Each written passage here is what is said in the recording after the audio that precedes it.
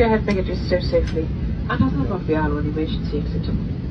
Please switch off your laptop and place it in your hand luggage. Ladies and gentlemen, this is your captain speaking. If you look to the right side of your aircraft, you will notice Flight 198 challenging us to a race. I've turned the fasten seatbelt sign back on because shit is about to get real.